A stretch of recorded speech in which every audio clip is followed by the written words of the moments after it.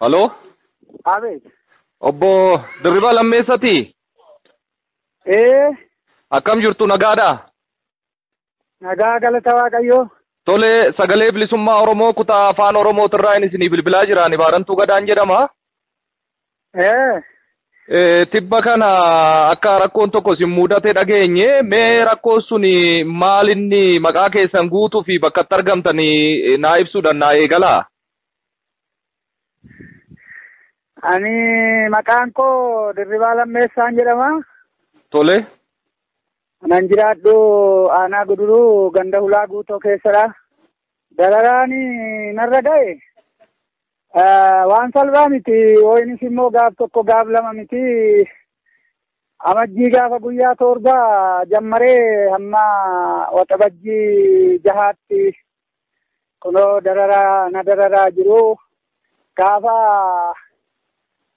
amajjii 7 mana koo caccabsanii anan qabu saanqaa kukkutanii buqqisanii gatanii soofaa ciranii gootaraa waanan qabu hundumaa kukkutanii homaa tokko qala'aa tokko mana koorraan argine akkasumatti abiyyoosaa ani baqadhee lubbuun koo dhiiseen deeme abiyyoosaa gatanii deemanii ergasii immoo galee otuman taa'u immoo amma immoo gaafa amajjii 21 immoo ani dirii wayiin baasaa dhufanii nutti nam'anii mana koo jiru warra iddirii farsoo dhuguu gadi yaasanii jilbeenfadhaa nuun jedhanii nu jilbeenfachiisanii anaan kophaatti na baasanii ilmi kee iddoo jiru na geessi ilmi koo erga badee waggaa 16dha.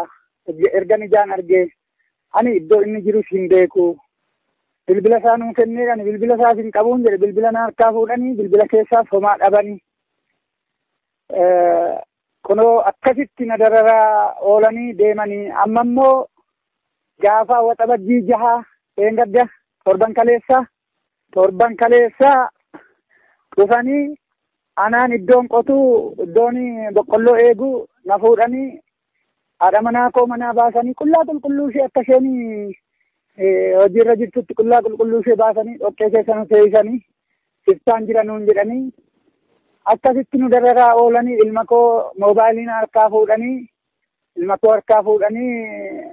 buukiisaa maattaa waqaa fuudhanii akkasitti nu teessanii nu oolchanii guyyaa keessaa 11tti dhufanii akkasitti nu dararaa oolanii booda gaanii moobaayilii koo manaa kennaa jennaan inni tokko dhufee dhiifatama nuu godhii ijoollee dogongoree jedhee moobaayilii koo harkaa fuudhee naa deebise.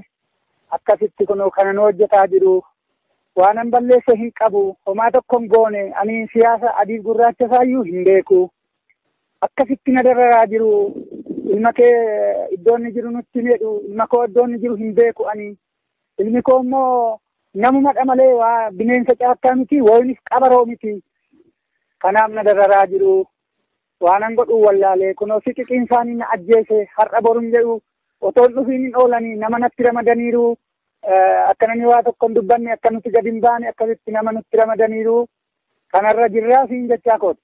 Tole ilmi keessan eenyu kan isaan ilma keessan fidaa jedhan kun eenyu ilmi keessan maqaa isaa nuu himuu dandeessu? Maqaan isaa ilmi koo Kumsaa Dirribaa Wooyin Marroo jedhama. Okay, jaalmarroodha fidaa bakka inni jiru hin beektaa fidii jedhanii qe'eetti deddeebi'anii isin dararu jechuudha.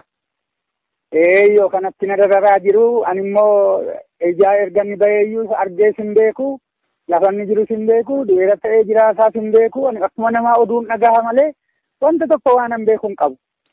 Egaa kan nama ajaa'ibu marroon yookaan Kumsaani nama waggaa 18 oliiti umrii 18 oliiti nama of danda'ee seeranis gaafachuus gaafatamuu danda'uus abbaadhaan ati fidi jechuun akka daa'ima xiqqootti kun sirriidha waan baratameedha seera fi heeruma addunyaa irrattis haa ta'u akka biyya kanaatti. Kuni garuu seera miti ani ijoollee amma waggaa 18tti namni garuu abboommachuu danda'a inniyyuu abbaa qaba abbaan abboommatu. Kuni har'a yoo xinnaate waggaa 30 ol ta'a. Erga na biraa bahee yuunivarsiitii galee 6 kiiloo irraati kan bahee ergasii ani isa agarre abboomuus hin danda'u kana godhu jechuus hin danda'u kaayyoo isaa isatu beeka akkuma namni dhaga'u oduu isaan dhaga'a malee akkas akkasiisaa malee ani kana waan an beekus hin qabu ofii koo immoo siyaasa diimaa ta'ee gurraacha ta'ee hin beeku nan dhama'a nan qotadha nan hojjetadha malee ijoollee koon barsiifadha malee waa tokko hin beeku kun akkasitti na dararaa jiru mootummaan kun nu dararaa jira nama nutti ramade.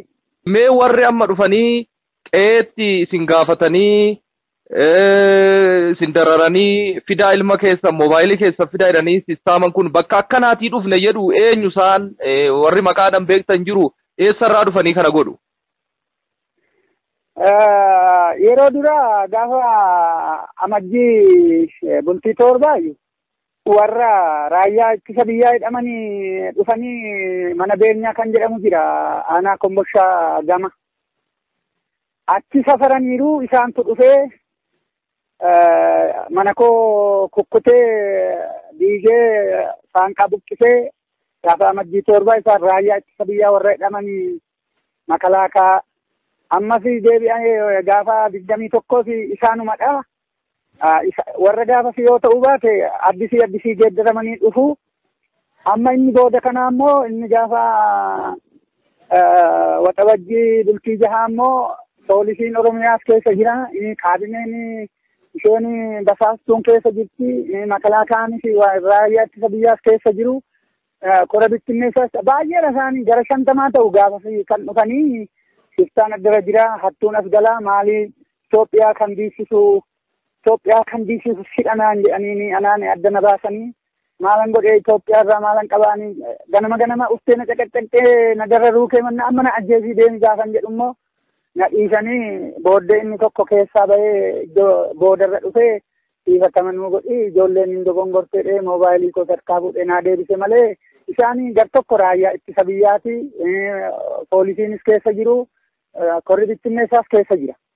Tole mee walumaa galatti haala jiruu fi waan sila mootummaattis haa ta'u nama qaamni dhimmi ilaallatutti dhaamsi isin qabdan yoo jiraate dhaamsa keessan nu dabarsaati sagantaa keenya xumurra. Dhaamsi nani qabu nama nagaasaa jiruusaa hojjetatu balleessaa tokko malee dararuun seera miti. Ofuma isaa immoo mootummaan kun jijjiireera nan jijjiire jedha malee waan nu jijjiire hin qabu wanti jijjiirame hin jiru obboleessaaf obboleessa walitti naqeera otoo gochaa kanarraa of qusatee gaarii ta'a. Otoo immoo kan danda'amu jiraate addunyaan kun danda'ee namaa gaafata ta'e otoo namaa gaafatee gaariidha ture seera malee namatti haasa'uuni waaqa irrattis lafa irrattis xuruu miti namni tokko wanjala isaatiin du'a malee wanjala abbaan tokko hojjeteen wanjala tokko immoo namni tokko itti gaafatamuu hin danda'u. Kana narraa dhaabuu qabu narraa dhaabbachuu qaba biyyuma isaarraayyuu dhaabbachuu qaba hojii amma mootummaan kun hojjetu seera miti sirrii miti karaarraa goreera jijjiireera jedha wanti jijjiirame hin jiru ofiisa of jijjiiree ofiisa gad of jabeesse malee uummanni waan jijjiirame tokkollee waan qabu miti kana otoo nurraa of qusatee wayyaa anan jedhuun dabarsa. Tole obbo Dirribaa Lammeessaa maqaa hordoftoota sagalee bilisummaa Oromootiin guddiseen isin galateeffadhaa naa galatoomaa. Isinis galatoomaa naaf seeruu keessaniif galanni isin haa ta'u.